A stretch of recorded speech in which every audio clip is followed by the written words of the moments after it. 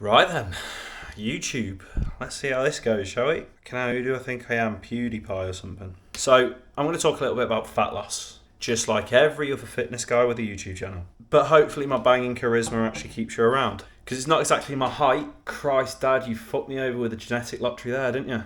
So, fat loss. Now, you all should know by now, in order to lose fat, you need to create what's called a calorie deficit. You probably hear this all the time on social media. Most fitness influencers or people that actually have half a brain will talk about it quite a lot. But what actually is a calorie deficit? It's where you eat less calories than what you burn off. So you're going to be consuming less calories than what you burn off in a regular day. And the reason why is because the law of thermodynamics. If you don't know what the law of thermodynamics is, it's basically a law that governs the universe and explain how the universe runs. And this law basically states that energy cannot be created nor destroyed, only transferred from one state to another. Which basically means that the energy in our universe right now, so the energy that we're using to heat our oven, is the same energy that was there when the Big Bang happened. It's not been created or destroyed in that time frame.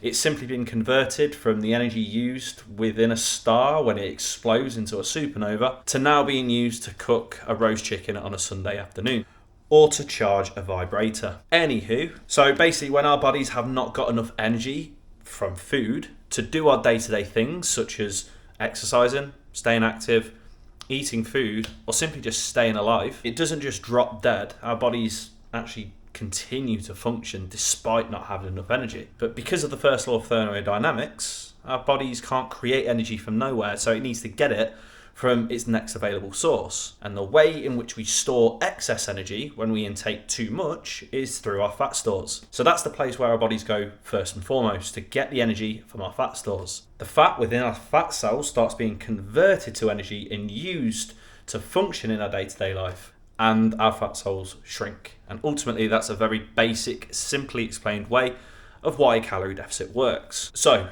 fat loss. The most important thing about fat loss is you need to create a calorie deficit. All good so far. However, this cannot be changed. This will always need to be adhered to. In order to lose fat, you will always need to create a calorie deficit. Doesn't matter how many burpees you do, doesn't matter how healthy you think you might eat, if you are not creating a calorie deficit, you will not lose fat. In much the same way as if you don't spray some Paco Rabanne in a nightclub toilets, there will be no lay. So a calorie deficit needs to be adhered to. The method to creating a calorie deficit, that's up to you. It's completely reliant upon your preferences and what you want to do to create that calorie deficit. Whatever it is that you do, whatever method that you adhere to, if it creates a calorie deficit, it will work. And ultimately, this is why fad diets work. Despite the fact that they have very questionable methods of helping you create a calorie deficit, they do still create a calorie deficit to work. If they do not create a calorie deficit, they will not work. For example, the keto diet,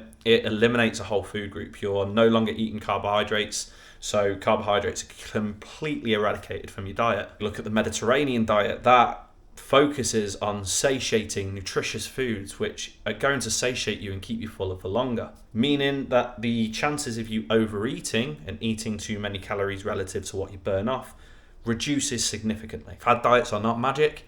If they work, they create a calorie deficit. If they don't work, it's because they haven't created a calorie deficit. So the method that you choose to create a calorie deficit, it's whatever works for you. And what works for you might not work for your best friend Sophie, or your work colleague Mike, who insists that all you've got to do is have a green smoothie in the morning and eliminate carbohydrates completely from your diet. Obviously, their method of approach probably will work for them, as they wouldn't be sticking to it, they wouldn't be getting the results that they are, but it probably won't work for you, and this is where you need to create your own method of approach to creating a calorie deficit. The people that obviously cut out carbohydrates completely from their diet, most probably don't eat many carbohydrates to begin with anyway, therefore, getting rid of them probably isn't a massive thing that they need to worry about. For normal people like you and me who like rice, who like pasta, who like chocolate, etc., etc., if we got rid of carbohydrates completely from our diet, we'd know about it. So a carb-free diet wouldn't work for us. In actual fact, I'd actually probably advise against it, considering how shit you'd feel if you completely eliminated carbohydrates from your diet. So you need to find a method of approach to creating a calorie deficit which works, so it actually creates a calorie deficit. There's no point in trying a diet which doesn't create a calorie deficit